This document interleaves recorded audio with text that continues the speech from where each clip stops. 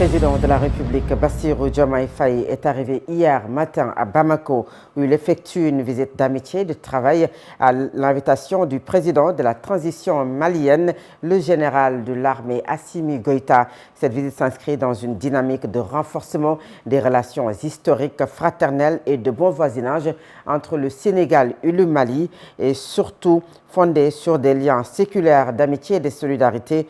Au-delà de ce voyage, quelle mission Bassirou Diomaye Faye s'est assigné? Le point avec Ibrahim Khalil Djemé. Ce déplacement marque la première mission à l'étranger depuis sa prise de fonction en tant que président en exercice de la Communauté économique des États de l'Afrique de l'Ouest. Selon la présidence de la République du Sénégal, c'est une visite qui s'inscrit dans la continuité des relations historiques de fraternité, de solidarité et de bon voisinage qui unissent le Sénégal et le Mali. Au cours de ce voyage, les entretiens de Bassirou Diomaye Diakhar Faye et Assimi Goïta porteront sur plusieurs dossiers d'intérêt commun, notamment la sécurité dans le Sahel, la lutte contre le terrorisme, les défis humanitaires ainsi que le renforcement de la coopération économique et des relations entre les peuples de la sous-région. Les discussions devraient accorder une place importante aux relations entre la Communauté des États de l'Afrique de l'Ouest, CEDEAO, et l'Alliance des États du Sahel, AES, qui regroupe le Mali, le Burkina Faso et le Niger. Ce dossier figure parmi les principaux enjeux de cette rencontre, alors que les rapports entre les deux organisations régionales demeurent marqués par des divergences depuis le retrait des trois pays sahéliens de la CEDEAO. C'est pour cela cette visite est ainsi perçue comme une opportunité de consolider le dialogue entre Dakar et Bamako et d'exploiter également les voies d'une coopération renforcée sur les questions politiques, sécuritaires et économiques qui concernent l'ensemble de l'Afrique de l'Ouest. Désormais, la mission du président sénégalais Bassirou Diomaye Diakhar Faye reste importante sur le jeu des équilibres entre la CEDEAO et l'AES. Le chef de l'État a maintenant le flambeau en main pour utiliser la bonne diplomatie sénégalaise pour espérer rétablir la confiance entre les deux organisations sous-régionales. Et le président Bassirou Diomaye Faye a réaffirmé son soutien indéfectible à l'endroit du peuple frère du Mali. Une visite stratégique sur fond de crise sécuritaire, de tensions régionales et de recomposition des équilibres en Afrique de l'Ouest. Le président Bassirou Diomaye Faye, que je vous propose de suivre au micro de nos confrères maliens. Je l'ai redit, la disponibilité du Sénégal à accompagner le Mali dans cette épreuve pour faire face ensemble aux défis multiples ainsi qu'aux menaces à la paix, à la stabilité dans toute la région et au-delà dans tout le Sahel, parce que ces menaces, nous en avons convenu, ne connaissent pas de frontières et se renforcent avec nos divisions. Nous avons aussi discuté des perspectives de renforcement de la coopération pour relever ensemble les défis, que ce soit dans le cadre bilatéral ou dans le cadre des instances régionales où le Mali et le Sénégal sont membres. Et je me réjouis de notre parfaite convergence de points de vue sur les principales questions que nous avons abordées, dans un esprit de fraternité, de solidarité, en mettant ensemble nos forces. Et j'ai dit au président Goïta qu'il peut compter sur le soutien indéfectible du Sénégal. Et je lui ai réaffirmé notre présence et notre engagement aux côtés du Mali, ainsi que tous les autres pays, pour relever ensemble les défis communs. Nous avons aussi évoqué la situation dans le cadre de l'UEMOA comme de l'OMVS, et nous avons convenu de travailler avec les autres homologues d'autres pays frères à la convocation dans les meilleurs délais de sommet au niveau des chefs d'État pour redynamiser la coopération monétaire et économique, mais aussi dans la gestion de la ressource hydraulique au niveau de ce fleuve que nous avons en partage. Ce voyage du président Bassirou Diomaye Faye vient à son heure. C'est l'avis de Serigne Mbacké Ndiaye. Il est journaliste, également expert en relations internationales. Selon lui, les défis sécuritaires et les enjeux économiques entre le Mali et le Sénégal doivent être rassurés et la confiance entre les pays de la CEDEAO à l'AES doit être également rétablie. Je vous propose de suivre les explications de Serigne Mbacké Ndiaye. Il est joint au téléphone par Ibrahima Khalil Djemé. C'est un voyage qui vient à son heure, qui vient assez tôt, 2 à 3 jours après avoir été nommé à la tête de la CEDEAO, et son ancien ministre des Forces armées, Birame Diop, à la tête de la commission de la CEDEAO. Donc c'est une visite qui vient très naturelle, puisque Assimi Goïta, c'est lui qui est un peu le parrain de l'AES. Ensuite, il est le voisin le plus immédiat du Sénégal. Donc c'est une visite tout à fait normale. D'autant plus que sur le plan des relations entre la CEDEAO et l'AES, comme vous le savez, il y a eu un problème depuis 2023 avec cette rupture organique. Donc 3 pays de l'AES, 3 pays de la CEDEAO, plutôt le Mali, le Burkina Faso et le Niger ont quitté la CEDEAO pour créer leur propre organisation qui est l'Alliance des États du Sahel. Et depuis lors, les deux organisations se regardent en chien de faïence. Il y a un certain antagonisme entre les deux organisations. Maintenant, Diomaye qui est arrivé, après que c'est eu lieu, n'oubliez pas que lorsque Diomaye est arrivé au pouvoir, il y avait déjà une rupture entre les deux organisations. Donc Diomaye, je crois qu'il est dans une position assez confortable pour essayer de relier les liens entre les deux organisations. Il peut aller dans n'importe quel pays de la CEDEAO, comme il peut aller dans n'importe quel pays de l'AES, ce qui n'est pas le cas des autres États de la CEDEAO. Maintenant, sur le plan économique, je crois qu'il y a pas mal de choses à voir entre la CEDEAO et l'AES. Vous avez les infrastructures transfrontalières, vous avez la libre circulation des personnes et des biens, vous avez des anciens fonctionnaires de la CEDEAO qui sont des Maliens, qui sont des Nigériens, qui sont des Burkinabés, et dont le cas n'a pas encore été réglé. Donc, sur le plan technique et sur le plan économique et sur le plan politique, donc il y a énormément de questions que les deux organisations doivent gérer. Donc, il faut qu'il y ait, je crois que Diomaye est la personne idéale pour mener ce dialogue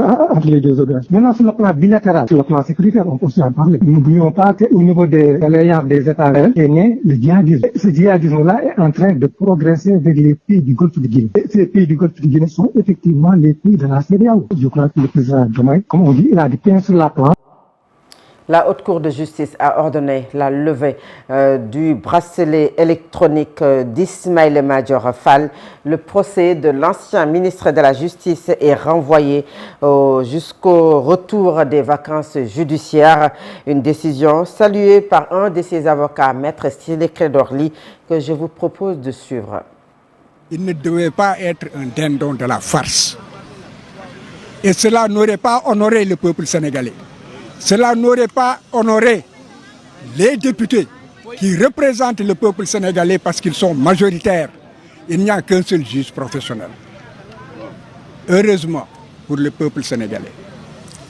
Donc, ce renvoi se justifiait et s'il avait été refusé la dernière fois, considéré comme un incident de procédure, les juges se sont rattrapés à juste titre et ont reconnu que ce n'était pas un incident de procédure et que les droits de la défense, qui sont sacrés, constitutionnellement garantis par les conventions internationales, devaient être respectés. Voilà pourquoi le droit a été dit sur le bracelet électronique aussi.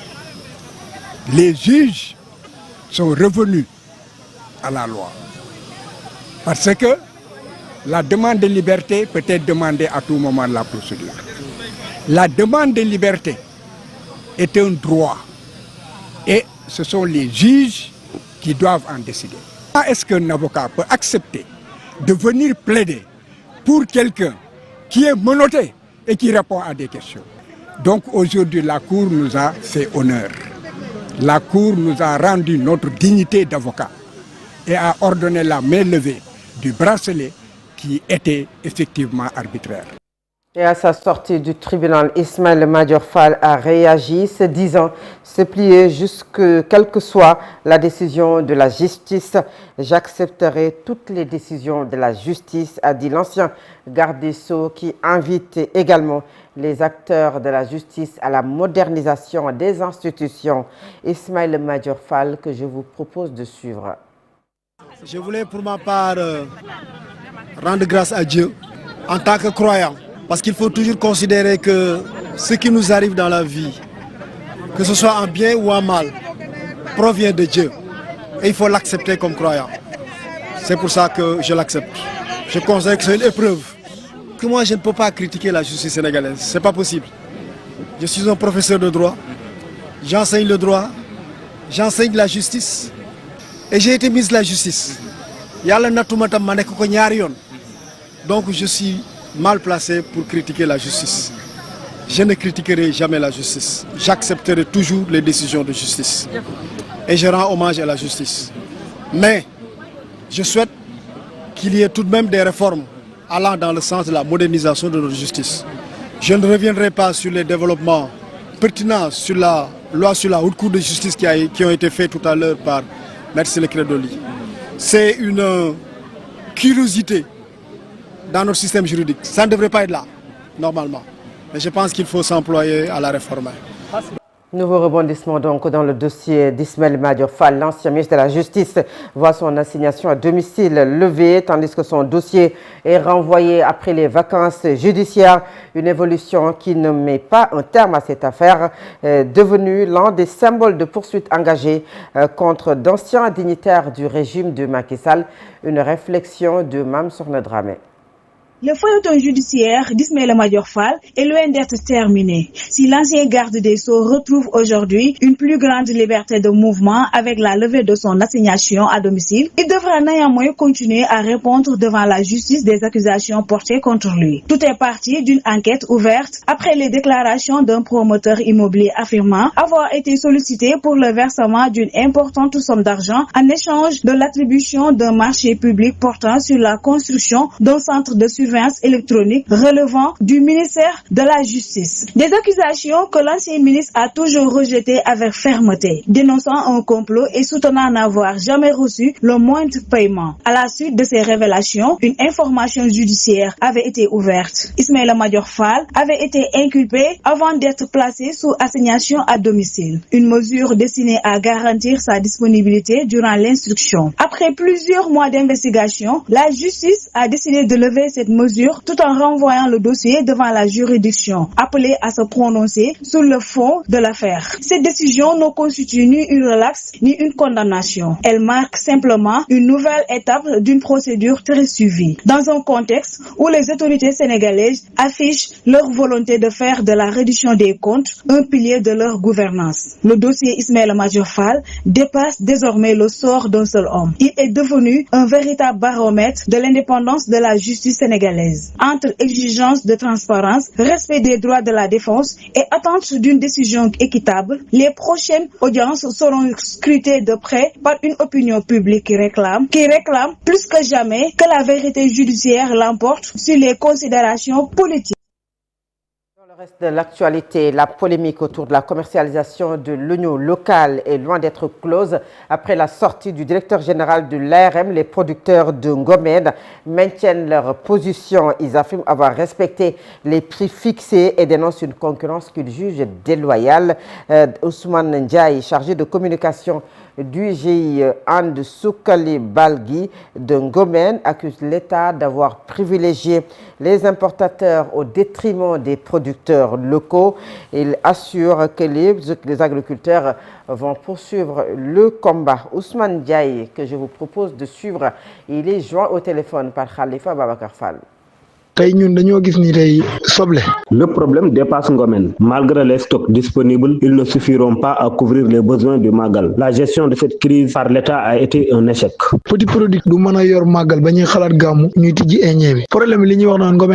Les autorités privilégient toujours les étrangers. Nous, les agriculteurs de Ngomène, restons concentrés sur notre combat et nous ne l'abandonnerons jamais. Les autorités privilégient toujours les étrangers. Nous, les agriculteurs de Ngomène, restons concentrés sur notre combat et nous ne l'abandonnerons jamais. Les propos d'Ousmane Diaye traduits par Djibril Niane. Le syndicat national des travailleurs de la Poste et des télécommunications tire la sonnette d'alarme sur la situation de l'entreprise La Poste. Le principal problème évoqué par les travailleurs demeure le défaut de paiement. Le secrétaire général du syndicat alerte et interpelle le gouvernement que si leurs revendications ne sont pas prises en compte, il Ils se feront entendre dans les prochains jours. C'est un compte rendu de Bénédicte Sagna. La prise en charge des salaires par l'État du Sénégal, c'est à travers la rémunération du service public, un montant qui est versé chaque année en début d'exercice à la Poste. Donc c'est ce montant-là qui nous sert aujourd'hui de salaire. Mais malheureusement, ce montant ne couvre que 9 mois, en tout cas, de salaire, donc c'est des 12. C'est pourquoi nous alertons donc le gouvernement pour qu'il puisse trouver des solutions avant qu'on arrive à cette période. Parce que il y a 2 ans de cela, donc on a vécu des moments extrêmement difficiles et la fin de la prise en charge des salaires coïncide souvent avec l'ouverture des classes. C'est pourquoi nous alertons donc le gouvernement à trouver une solution rapide donc face à ce problème. La Poste traverse des difficultés depuis très longtemps et l'État a toujours, en tout cas, toujours venu en aide donc au groupe de la Poste parce que comme vous le savez, depuis l'événement des nouvelles technologies de l'information et de la communication, donc c'est vrai que l'État n'a rien fait pour, en tout cas, aider la Poste à s'adapter, à se moderniser pour faire face à cette technologie. Mais quand même, nous ne souhaitons pas que l'État ne puisse pas trouver des solutions. Mais au cas que si l'État ne fait rien, donc en tant que syndicat, nous allons nous faire entendre, en tout cas faire des sorties pour rappeler à l'État ses obligations face à une société nationale aujourd'hui qui est le premier employeur au Sénégal. Parce que la Poste, comme vous le savez, la situation que dit la Poste, c'est à cause de l'État du Sénégal. Eh bien, nous parlons aujourd'hui de cette journée mondiale contre l'hépatite. Cette journée mondiale célébrée hier, le médecin-chef du district sanitaire de Guédiawaye, Dr Ndiaye Fally Diop, tire la sonnette d'alarme sur cette maladie qualifiée de tueuse silencieuse et met en avant les efforts de l'État en matière de vaccination, de dépistage et de prise en charge. Entre 5% et 10% de la population est touchée par les hépatites au Sénégal, tandis que 85% des personnes ont été en contact avec le virus de l'hépatite B. Dr Ndiaye Fally Diop, médecin-chef du district sanitaire de Guédiawaye, est joint au téléphone par Sila Béatrice Ndione. Nous profitons de cette occasion de la célébration de la journée mondiale des hépatites pour pouvoir sensibiliser la population sur cette maladie qui est véritablement une tueuse silencieuse, comme on le dit. Et aujourd'hui, au Sénégal, la prévalence des hépatites tourne autour de 5 à 10%. Donc, il est important de sensibiliser cette population, d'autant plus que, comme le dit souvent le coordonnateur du programme national de lutte contre les hépatites, le professeur Bambakan, que 85% des Sénégalais ont un marqueur de l'hépatite B au niveau de leur corps. Ça ne veut pas dire que les gens ont le virus au niveau du corps, mais ça veut dire qu'ils ont été en contact avec le virus. Dans le cadre de la prévention, l'État du Sénégal a fait beaucoup d'efforts avec l'introduction de la vaccination de l'hépatite B à la naissance dans le programme élargi de vaccination, mais aussi avec le dépistage systématique des femmes enceintes lors des consultations prénatales. Des activités aussi sont en train d'être déroulées au niveau communautaire pour pouvoir sensibiliser la population dans le cadre de la prévention de cette maladie.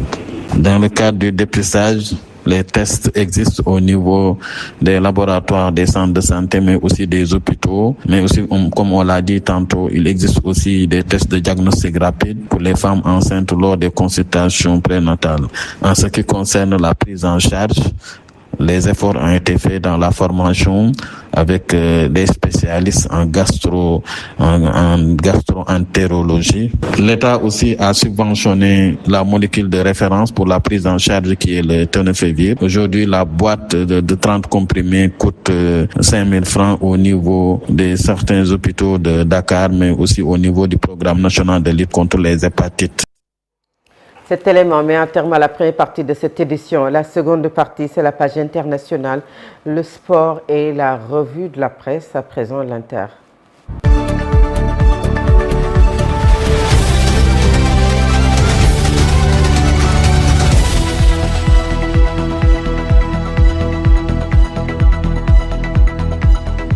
L'actualité internationale nous mène en République démocratique du Congo où plusieurs centaines d'habitants ont manifesté dans les villes de Goma, au nord Kivu, à Bukavu et au sud de Kivu, et également dans plusieurs chefs-lieux des territoires occupés par l'AFC M23 pour réclamer le retour de la paix et la tenue d'un dialogue inclusif à Bukavu. La marche a été organisée par la société civile et les mouvements citoyens pour dénoncer les mauvaises conditions socio-économiques dues à la guerre, contre les sanctions onusiennes contre l'AFC M23, mais aussi pour s'opposer au changement de la constitution en République démocratique du Congo. Au Nigeria, Bola Tinubu a condamné l'attaque sanglante d'un village du sud de l'état de Kaduna par une bande armée qui a tué une trentaine de personnes dans la nuit du dimanche 26 au lundi 27 juillet. Le président nigérien a promis de mobiliser un nombre important de forces de sécurité pour en traquer les auteurs. Le nord du Nigeria est régulièrement le théâtre d'attaques entre les éleveurs musulmans et des agriculteurs majoritairement chrétiens. Et au Moyen-Orient, les frappes ont repris ce matin.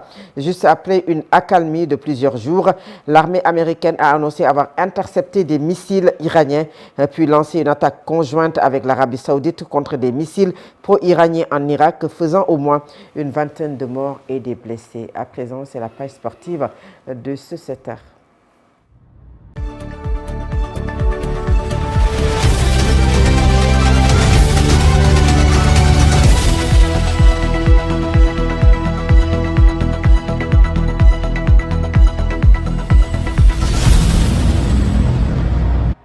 Alamine Senghor, bonjour. Merci, bonjour à vous Fatou Abdoulaye, bonjour à toutes et à tous. Et commençons par les dames CAN féminine Maroc 2026. Veille de match, les Lions du Sénégal à la relance face au Kenya. Oui, vous l'avez dit, elles sont battues à l'entrée par l'Algérie 2-0 lors de leur premier match dans ce groupe A de la CAN féminine 2026. Les Lions du Sénégal jouent déjà un match très capital. C'est donc demain, mercredi, opposé aux Kenyans. Les joueuses de Mama Moussa Cissé n'ont plus le droit à l'erreur. Après une entrée en matière échouée, très difficile d'ailleurs, la sélection sénégalaise doit impérativement décrocher aujourd'hui un résultat positif pour chercher ou rester dans la course de la qualification. Consciente de l'enjeu, les Lions affichent une grande détermination à réagir. Il faut retrouver de l'efficacité, surtout offensive, mais de la solidité défensive et surtout montrer un visage plus conquérant pour venir donc à bout d'une équipe kenyane également battue lors de son premier match face au Maroc. Le pays organisateur 4-0. Cette deuxième journée Fatou Abdou du groupe A s'annonce très décisive pour le Sénégal. Une victoire permettrait aux partenaires de leur cadre de relancer totalement leur compétition avant la dernière rencontre de cette poule face aux pays hôtes. Ce sera donc le Maroc. Et toujours dans cette CAN, je rappelle que cette CAN se poursuit aujourd'hui avec au programme le Ghana qui jouera face à l'équipe capverdienne, le Cameroun qui défiera le Mali à 20h. Et pour les résultats des matchs d'hier, sachez que l'équipe du Nigeria s'est donc inclinée face au Malawi. Et parallèlement, l'équipe de l'Égypte également a été donc défaite par une équipe zimbabwéenne très solide, 6-0. Au programme des matchs d'aujourd'hui, je l'ai dit, en attendant donc la conférence de presse de l'équipe nationale du Sénégal, donc aujourd'hui, Fatou Abdoulaye. Alamine Senghor, nous parlons du foot local. Rufisque a l'honneur sur la scène continentale. Ce n'est pas le foot local alors. Rufisque a l'honneur sur la scène continentale. Teungueth FC en CI et Agel repêché en Coupe CAF. Oui, vous l'avez dit, Fatou Abdoulaye. Le Sénégal sera représenté par deux formations rufisquoises lors des prochaines compétitions interclubs de la CAF. Logiquement, le champion du Sénégal, Teungueth FC, portera le football local à la Ligue des champions africaines sous la houlette du coach Malik Daf les Teunguethois ont donc déjà lancé leur préparation. Selon les informations, le groupe a repris les entraînements depuis lundi 27 juillet au stade Ngalandou Diouf avec pour objectif de passer les premiers tours. La surprise, c'est Agel de Rufisque, vice-champion du Sénégal. Le club rufisquois va jouer la Coupe CAF en l'absence du vainqueur de la Coupe du Sénégal l'université Gaston Berger qui avait remporté la Coupe du Sénégal, en tout cas sur l'équipe de l'Académie Djambar. D'après les informations recueillies auprès de la Fédération sénégalaise de football, l'université Sporting Club de Gaston Berger ne prendra pas part à la Coupe CAF. Le club estudiantin n'a pas satisfait le cahier de charge imposé par l'instance faîtière du football africain qui est la CAF. Cependant, Agel devra relancer le défi sans son entraîneur habituel, Taban Djan, qui a quitté le club et a été donc recruté par le club de Guédiawaye FC. Donc, Teungueth FC ainsi que AGEL de Rufisque vont donc représenter le foot local dans les compétitions africaines, notamment la Ligue des champions africaine et la Coupe CAF. Et pour finir avec cette fois-ci la CAN Mini Football 2027, la sélection sénégalaise a hérité d'un groupe à la fois captivant et redoutable. Le Soudan, l'île Maurice et une wildcard mystérieuse, c'est-à-dire une invitation qui fait déjà parler d'elle. La CAN Mini Foot 2027 est prévue, Fatab Ndiaye, en janvier 2027. Et vous voyez comme ça donc le programme de l'équipe nationale du Sénégal, en tout cas.